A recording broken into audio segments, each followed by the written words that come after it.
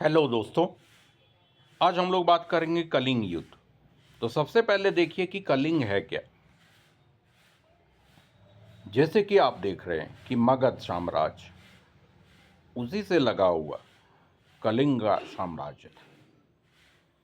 ये साम्राज्य भारत के हिंद महासागर की समुद्री सीमा को छूती थी। कलिंग युद्ध सम्राट अशोक और कलिंग के राजा के साथ लड़ा गया।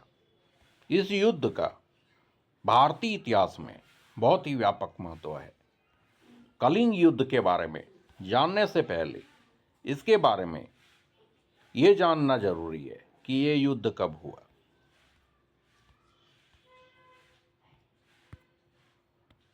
कलिंग युद्ध 269 ईस्वी पूर्व सम्राट अशोक ने मौर्य साम्राज्य के विस्तार के लिए कलिंग पर आक्रमण करने का निर्णय लिया। कलिंग राज्य में मौर्य साम्राज्य के विरुद्ध युद्ध की तैयारी की। कलिंग युद्ध प्रारंभ हुआ आधुनिक उड़ीसा के धौली और गंगा नदी के आसपास लड़ा गया। युद्ध के परिणाम 1 लाख लोग मारे गए और 1.5 लाख घायल हुए। इस युद्ध का भारतीय इतिहास में बहुत महत्व रखता है। कलिंग युद्ध प्रारंभ होने से पहले अशोक ने कलिंग के राजा पद्मनाभन को एक पत्र लिखा और अपने मौर्य साम्राज्य में शामिल होने का प्रस्ताव दिया, पर कलिंग ने राजा अनंत पद्मनाभन का प्रस्ताव स्वीकार दिया।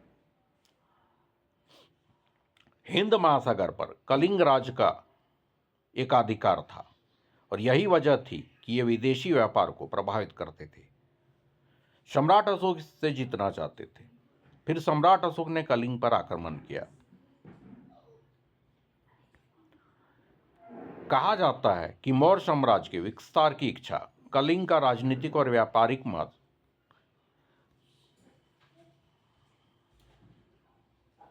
कलिंग एक स्वतंत्र राज्य था जो उड़ीसा क्षेत्र में स्थित है। कलिंग के शासक का नाम इतिहास में स्पष्ट नहीं मिलता है, लेकिन कहा जाता है कि अशोक के दादा चंद्रगुप्त मौर्य ने अपने राज्य का विस्तार करने के लिए कलिंग पर हमला किया था, लेकिन उन्हें इस युद्ध में हार मिली थी। इसी बात का बदला लेने के लिए सम्राट अशोक ने कलिंग पर आक्रमण किया। भारत में राजनीतिक एकीकरण के लिए कलिंग एक महत्वपूर्ण राज्य था। यह दक्षिण और उत्तर के बीच मुख्य रोड़ा था।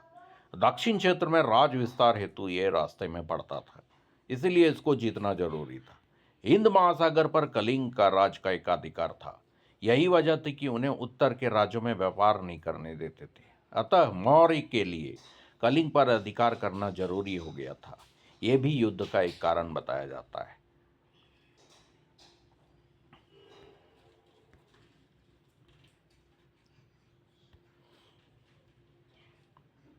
अशोक के राज्याभिषेक के 8वें वर्ष युद्ध हुआ और 9वें वर्ष में समाप्त हुआ।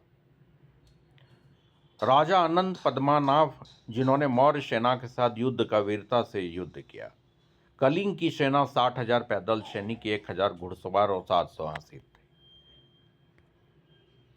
मौर्य की सेना लगभग 1 लाख सैनिक, 1700 घोड़े, हजारों हाथी। इस युद्ध में भारी विनाश हुआ, जिसका उल्लेख अशोक के 13वें शिलालेख में मिलता है। और इस युद्ध के बाद सम्राट अशोक का हृदय परिवर्तन भी हुआ।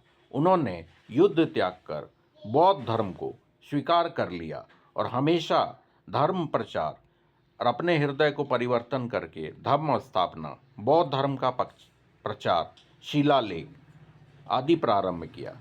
इस युद्ध के भारी नुकसान को देखते हुए भारत के सम्राट अशोक का हृदय परिवर्तन हुआ। उन्होंने बौद्ध धर्म को अपनाया, जो कि इस युद्ध का एक बड़ा ही परिवर्तनशील मुद्दा था। Thank you for watching.